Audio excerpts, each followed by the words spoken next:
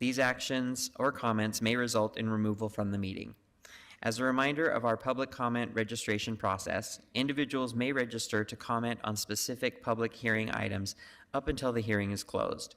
For the general comment section, we will accept signups until 7:30 p.m. The general comment section is limited to a maximum of 1 hour and will only include commenters who register before 7:30. So if you are here to give a general comment, please sign up, and remember that it may not be possible for everyone who signed up to speak. So we'll move on to our first agenda item, which is item A4, approving the work session meeting minutes of December 3rd, 2024. I will look for a motion. Mr. Chair, I move for approval. Second. I have a motion from Councilmember Mono and a second from Councilmember Petro. Any discussion? Okay, we'll go ahead and call for a vote. All in favor? Aye. Any opposed? Seeing none, those are adopted unanimously with, is Councilmember Pui with us? I was just going to check, just a second. Okay. Possibly. No, but, he's not online, Mr. Chair. Oh, no, okay. So that passes unanimously with Councilmember Pui absent.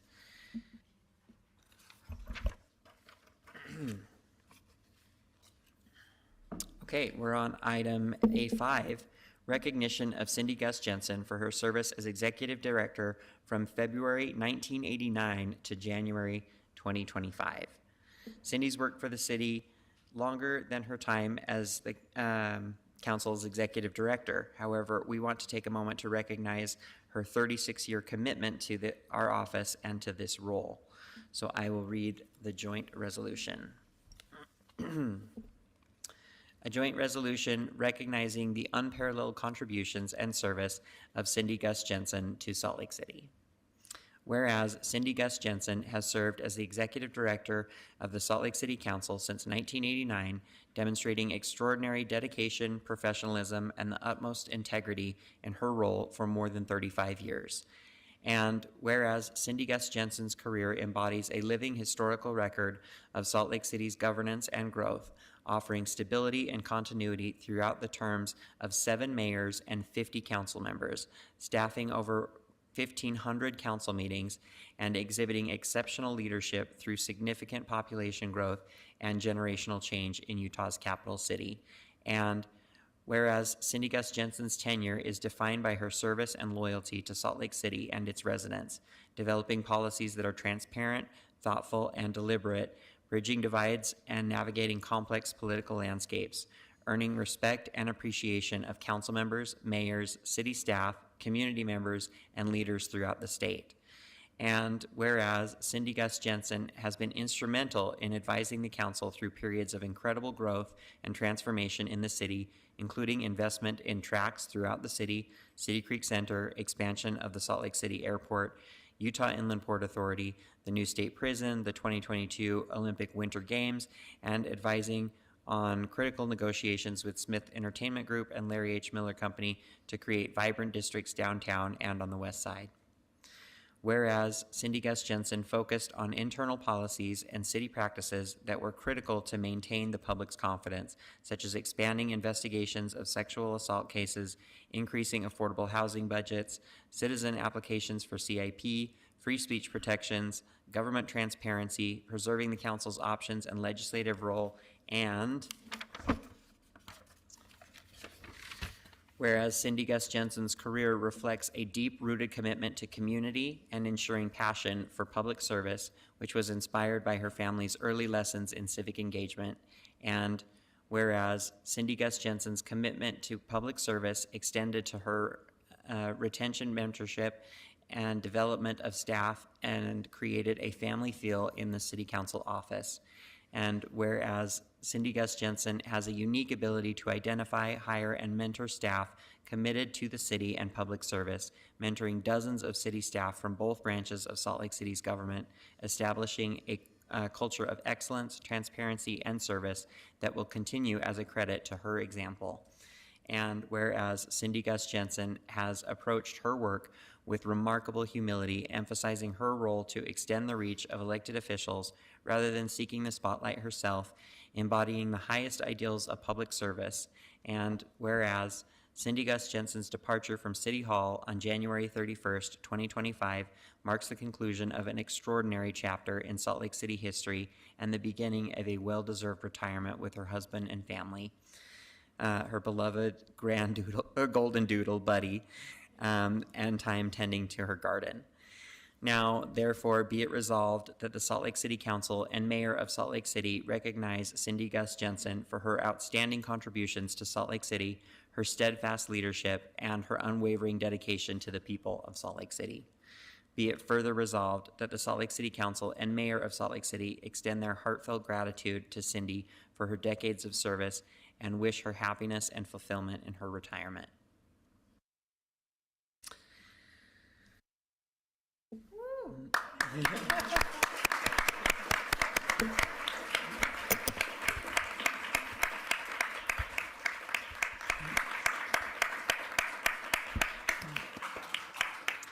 Is there a motion?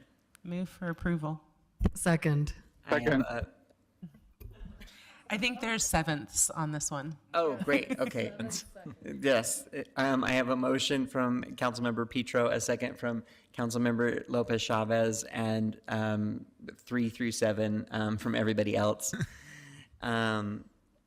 Before we call for a vote, I'm going to ask if anybody would like to speak to this resolution. We'll go ahead and start with District 7. So I am fortunate to be one of the last of the council members that Cindy was able to welcome into this office. And I remember being here early on, trying to learn just all the different facets of the different departments at the city, the different protocols and the different processes. And I think one of the things that always will stick with me is that I would come in and say like, so Cindy, is this the way it should be? And the clear answer she should have given me was no, Sarah, that is not it. But instead, she was so kind and thoughtful in terms of saying, yes, I could see how you would think it could be that way. But let me help you understand some of these additional layers to it. And the reason that that resonates with me and that I choose to share it now as, part of your celebration is because that is when I experience something that I hold in the highest regard. And so when I share it with you, I hope you know it comes with the greatest respect that you were an educator and that you brought that education to all of us here across the city, whether we were elected officials, members of staff, or the greater administration.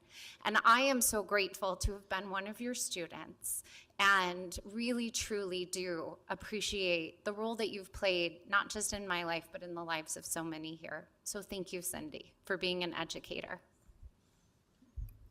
Councilmember Dugan.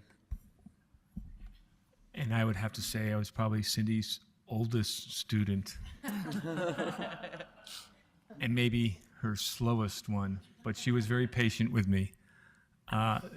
Cindy, when I started working at the council, I was a fish out of water, coming from the background of my different past jobs and coming into the city and seeing you at the helm and then sitting down with you at the helm. First of all, we were same age, similar age, and it was nice to have a peer and someone I could look at and go, okay, how things run here. And I loved your sage advice. I loved our conversations, whether they were in the council chambers or at your coffee table. You always gave me great advice, and almost like what Councilmember Young said about you allowed us to give our ideas, and then you kind of said, well, here's the lay of the land. And it was like, oh, you opened our eyes up all the time. And I appreciate your work, and I also appreciate what you've done with the staff. Our staff is wonderful. You made this transition work, and it's because of your leadership that the staff is able to step in and move on and move forward. So I appreciate everything you do, and I appreciate that we're going to continue to have some conversations at your coffee table. Thank you so much. Cindy, I remember the first time I met you was the night I was appointed, and everything felt so overwhelming, but the kindness that you welcomed me into this office with was something that I do remember. I also want to state that I truly believe your mission was to help us succeed. And even when we had ideas that were probably really crazy, you helped us figure out how to make those ideas possible and helped us achieve our goals. And I really appreciate that. But I think the thing I want to say is something that I said to Cindy Lou actually at dinner downstairs just now, which is I think the mark of true leadership is when you've mentored people that report to you that can step into your shoes immediately without any hitch in the transition. And that is something that you've clearly done. And so thank you for leaving us in good hands. Oh, Cindy, I've got to say, you are all of our teacher, and I may have been your last youngest student. And I think it's a mark of a transition, a story that I shared downstairs about you, and something I want to repeat for this crowd and for everyone listening online to know is that you weren't just my teacher, you were my defender. You protected me right away from the depths and the perceptions and the changes and the stark contrast of growth and what it means to be a young councilwoman in this position, learning right off the bat. You took calls for me, and this is, again, reframing your words, but you said to a neighbor, you went out of your way to call this neighbor of mine, and you said that something along the lines are, the times are changing. And to hear it from such a grand leader, such as yourself, with such dedication, such sophistication and longevity, and to have that neighbor accept that new ideals, new perspective can also bring about goodness and change to our neighborhoods and to our neighbors. So I want to personally thank you. You accepted me with open arms, especially at a time when I was filled with the anxieties of learning and mastering something new. So thank you for guiding me personally.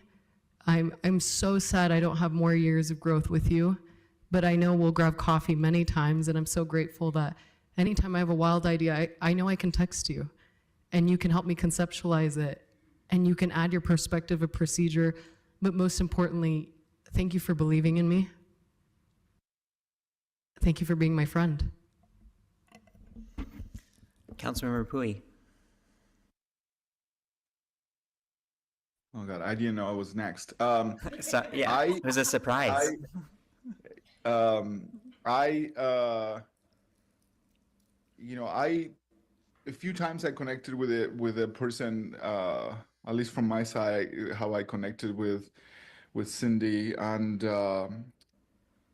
there is something I was trying to wrap my head about this moment, because it's one of those moments that I have these conflicting feelings about sadness and also incredible amount of peace, because Cindy was able to build a team that is ready to continue the work that most people don't know, to defend our city and to defend our citizens and to protect our rights and to fight for our values, and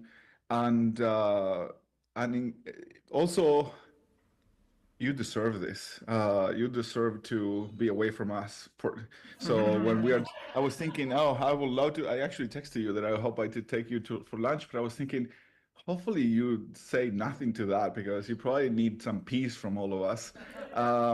But I was just thinking about what to wrap my head about all my feelings, and I came about this quote that reads something like this: I have learned that people will forget what you said, people will forget what you did, but people will never forget how you make them feel.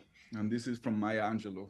And it is an interesting quote, because I don't think many people will know what you did, and you have done so many incredible things for this city.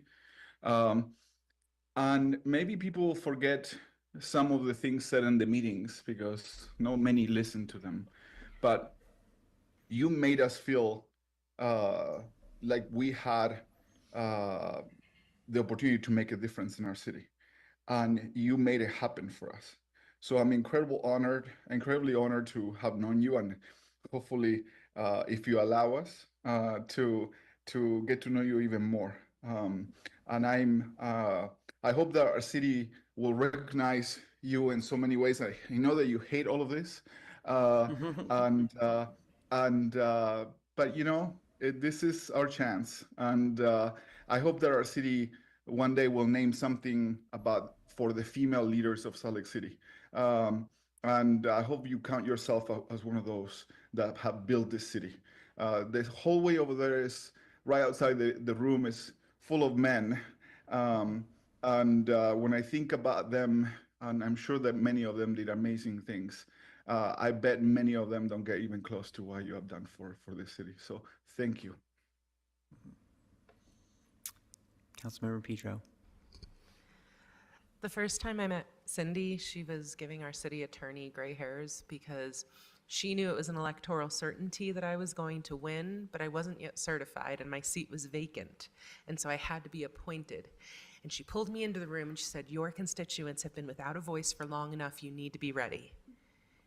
And it was the first time I had seen someone hold the tension of wanting to be part of a system, frustrated by its limitations, and just saying to hell with it. The voice of the people and the equity of a community that historically isn't heard is what we're going to heed. I once, a couple times, called Cindy Council Mom. It wasn't a favorite term. I admit there's generational overtones to that could be considered offensive. But in my experience and in my culture, that was the highest thing to which you could aspire, to be someone that nurtured, someone that sacrificed, someone that saw a future that the people entrusted to you couldn't see, someone that made sure that provisions, whether they were spiritual, mental, emotional, or physical, were there. And I don't always do that for my own kids in good ways. I sometimes am sad for ways I didn't have it done for me. And Cindy has not just done that for me, she's clearly done it for all of us, and I know you've done it for literally everyone who has passed through this office professionally or electorally since I was in 4th grade. And I don't think I've ever actually seen matriarchal leadership done right. The kind of leadership that takes nurture, that doesn't require you to show up in pantsuits with short hair and speaking in a deep voice and trying to espouse things that you're not. You showed up as yourself every day with all of the stories that shaped you, and you loosed them so that I could do the same. And every day you freed me a little more. I have never seen a succession plan actually work. I have never seen someone step down with grace because they sensed it was time, and then a staff graciously assemble. I was worried that we were going to have a little bit of a, are we going to offend this person if we promote this person? And do we need? And they all were like, no, we're all ready to do what we need to do. And it's evidence that you can pursue things. We are a generational, racial, ethnic, gender, everything but socioeconomic, because we believe in paying people well, diverse staff. I've watched you rearrange structures so that people aren't frustrated. You've created abundance while also not abusing the public dollar. Evidence that the ideals that we're pursuing, the ideals of equity, don't require you to be silly. You can be a good public servant. And these initiatives are important. And you proved them out. And especially on today, that's a really important message. So you not only affected change while you were in the office, your example is going to continue to give us the justification moving forward. I'm just really thankful that I ran when I did, so that I could spend so much time under your tutelage learning from you. I'm sad I didn't shut up more and listen to you. But you've impacted me in every way possible. And you are my council mom in only the ways that are respectful, none of the ageist ways that could ever be interpreted poorly. And I'm so, so, so grateful.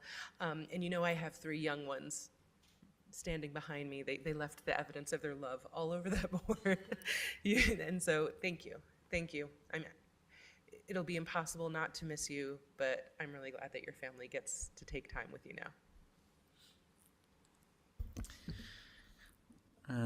Cindy, we've talked a lot about your accomplishments at City Hall and your influence on the city over the last 4 decades. I just want to say a few things about what a remarkable friend you've been to me. In November of 2017, hours, I feel like, after the votes were released and it was clear that I was going to win the election.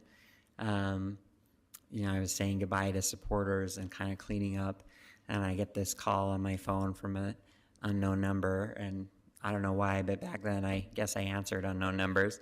And it was, "Hi, this is Cindy Gus Jensen. I'm the council executive director, and just wanted to congratulate you and talk to you about getting you onboarded onto the council."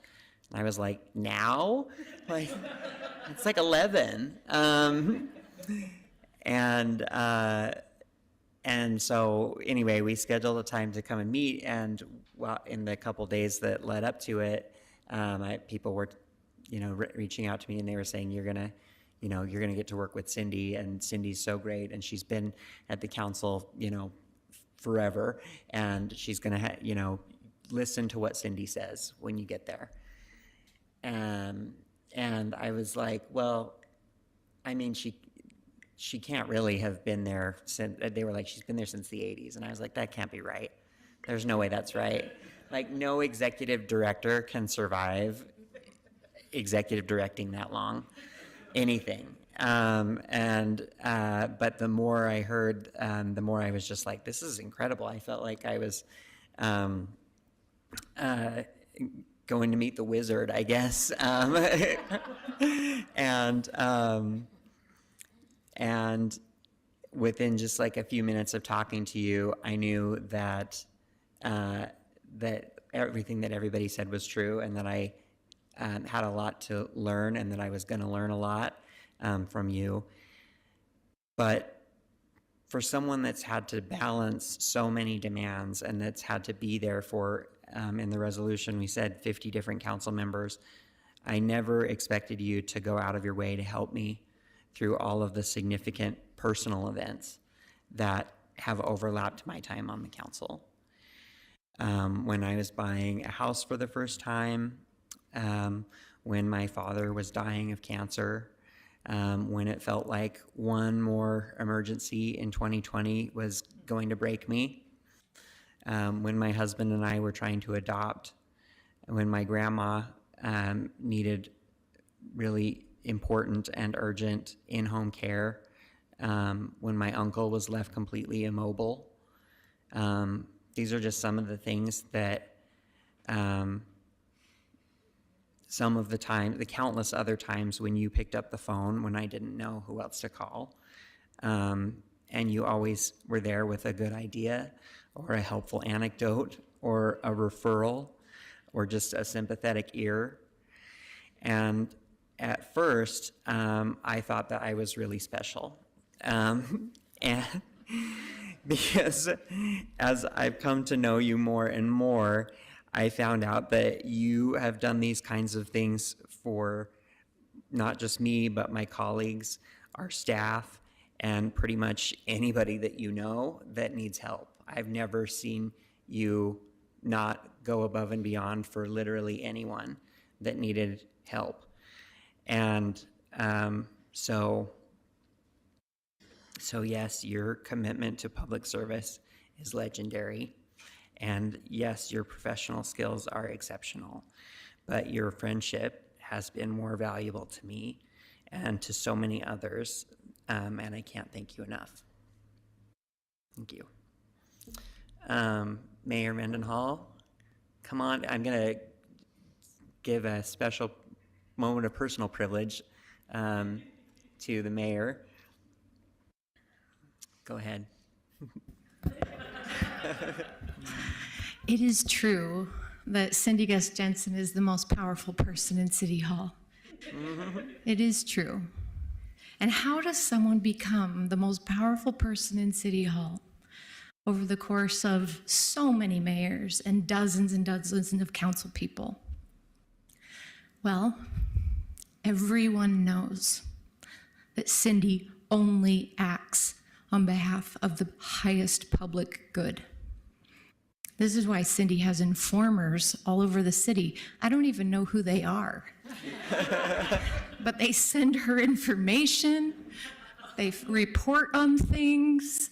I'm the mayor. Cindy knows more than I do on any given subject. And a good part of the reason that I felt the audacity to run for mayor is because I had learned under Cindy Gus Jensen what it means to be a public servant during unknown, uncharted times. And like Chris, it's hard to follow your great speech to Cindy. You have been a friend to me through personal challenges I never could have imagined, family challenges, and through both sides of this hall. And I know that my confidence in building an administration that could work as hand in glove as is appropriate with role clarity, which Cindy is really good about, and appropriate tension, which is also a necessary part of our delicate balance, that I could build an administration that could do that in a way I think that was unique in the history of the city, and it's because of Cindy's leadership and the culture that she has created with these incredible staff, some of whom came back especially tonight to honor you. So you haven't only built a culture that has impacted the city council, and you know that. You've impacted the culture for good of this entire city, even our 4,000 employees today, and probably tens of thousands of employees over the last 36 years. I'm humbled to know you and to know that I can call on you, and I hope you know you can call on me. I just want to end by reading a few words that describe Cindy. Creative, tenacious, eloquent, graceful, honest, firm, a historian, literary prowess, a defender of the people, and there is no dead end of possibility when Cindy is thinking about anything. Thank you. Thank you, Mayor. Cindy is, you like to say, love you, mean it. We'll go ahead and call for a vote. All in favor? Aye. Hi. Aye. And that passes unanimously. I am going to ask Jennifer Bruno, our new council executive director, to talk about this gift that we have for you. Try to do it without crying, so I probably won't look at you. Sorry. Today we celebrate the incredible career and legacy of Cindy Gus Jensen. Cindy devoted nearly 4 decades to Salt Lake City, primarily as the City Council's executive director, and attended over 1,200 meetings during her tenure, 1,236 to be exact. What has set Cindy apart is her unwavering commitment to collaboration, balance, neutrality. She has been a trusted voice in navigating complex issues and prioritizing fairness and respect for others in every decision. Her ability to build consensus, boost understanding, and lead dependably has laid the foundation for a stronger, more connected city for future generations. It was especially essential during our most crucial decisions this past year. So Cindy, to honor your contribution, the council team, the whole council team, is proud to present you with this Harper's Weekly print of Salt Lake City, which you will remember from the wall from your office, which I think, like the RDA, it will always be Cindy's office. People keep saying my office, and it just does not feel right. So the print is taken from the observatory of the early council house. This familiar piece of history reflects our city's roots and your dedication to its growth.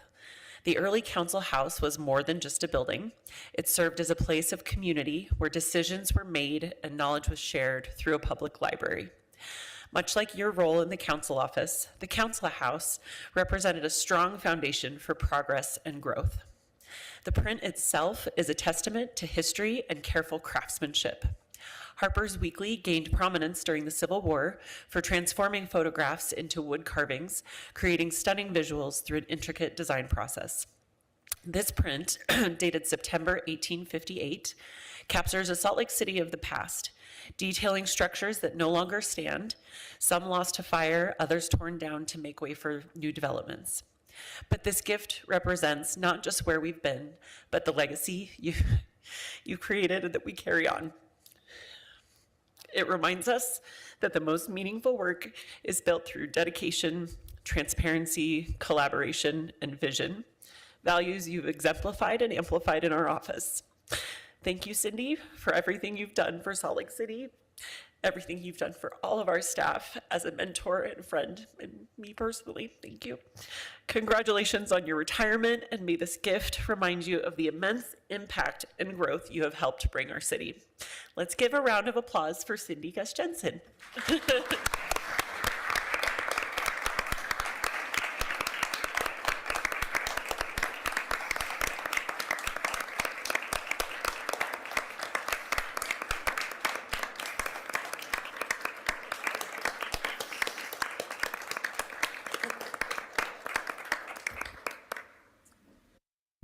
Picture time.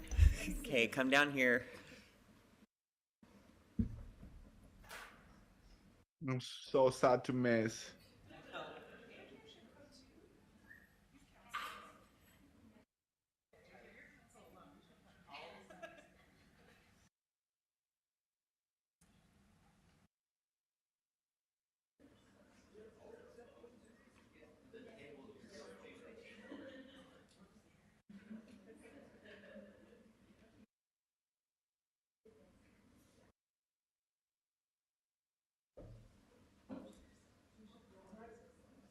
Someone will have to Photoshop me.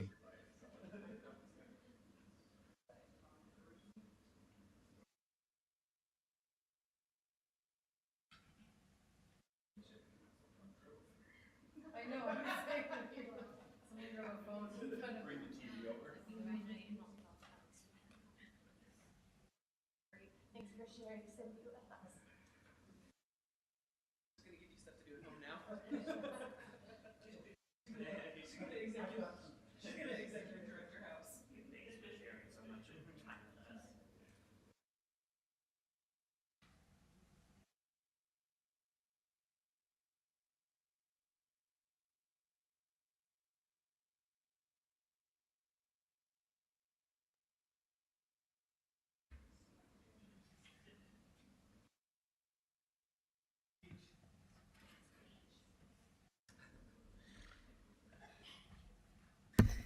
All right. We're not, no, someone has requested not to speak, so I will honor that. Thank you, Cindy. What? But you're gonna. Yeah. But yeah, I knew you were gonna say that. I knew you were gonna. Tired. I was like, here it comes. Thank you.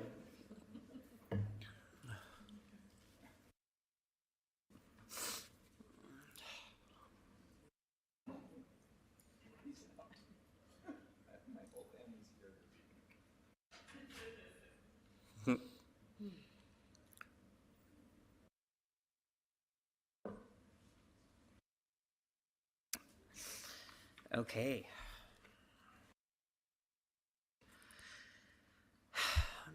This brings us to the public comment section of the agenda. These are specific proposals before the council that require a public hearing. Your comments should pertain to the hearing item, and if you go off topic, we'll ask you to stop your comments. Our meeting rules apply to hearing comments as well. Please avoid disruptions or threats, or we'll ask a member of our staff to assist you out of the meeting. Also, as a reminder, comments that include profanity, personal attacks, intimidation, or discriminatory language are not persuasive or compelling. They're not helpful in creating a respectful and safe environment. To sign up to comment on any hearing items, please register online or turn in a comment card to the in-person staff. We accept signups until the hearing item is closed. We will be calling the names in the order that they signed up. If you're on Zoom, please unmute your mic when your name is called. Each person will have 2 minutes. Please raise your hand in the Zoom or in this room for staff assistance. If you're having technical issues in Zoom, our staff member, Isaac Canedo, can assist you. If you reach the 2-minute mark, the host will announce time and your microphone will be muted. If you're unable to finish your comment, please share the rest via email, mail, or call our office. Contact information is listed at slccouncil.com. If you have a handout for the council, please notify council staff who will assist you. Okay. Our first public hearing item, and only public hearing item for tonight, is ordinance amending the library budget for fiscal year 2024-2025. Before we begin taking comments on this, I'll turn the time over to Austin Kimmel, Council Policy Analyst, to give a short introduction. Thanks, council members. This is a public hearing on a request from the library to reallocate $190,000 of its budget so it can be used on the main library roof renovation project. The proposed budget amendment would not result in an increase to the library's overall budget, as it is a transfer of unused employee benefit funds to the capital project fund.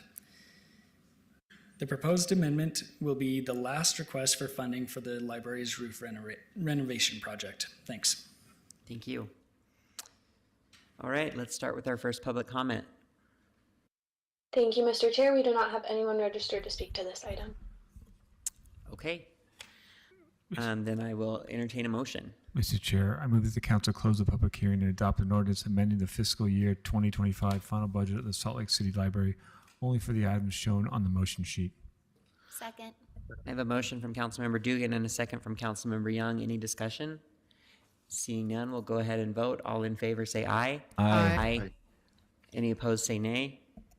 That passes unanimously with Councilmember Pui absent. No. Oh, no, nope. absent. Sorry, I didn't hear you. Councilmember Pui also present and voting yes. That passes unanimously. We are now on section C of our agenda, potential action items. The first is an ordinance for a citywide text amendment for gas station standards. I'll look for a motion. Mr. Chair, I move that the council adopt the ordinance. Second. I have a motion from Councilmember Dugan and a second from Councilmember Mono. Any discussion? Seeing none, we'll go ahead and vote. All in favor? Aye. Aye. Any Aye. opposed? That passes unanimously. We are now at the public comment portion of our agenda. Let's see. Again, this is for public comment on any city business not scheduled for a public hearing. And so we'll take anybody that signed up before 7:30. And we'll just go ahead and start with our first commenter. Thank you, Mr. Chair. We have 7 people registered for general comment. The first will be Chanel Hill, followed by Henry Marini, and then Cindy Cromer. Chanel is here in person.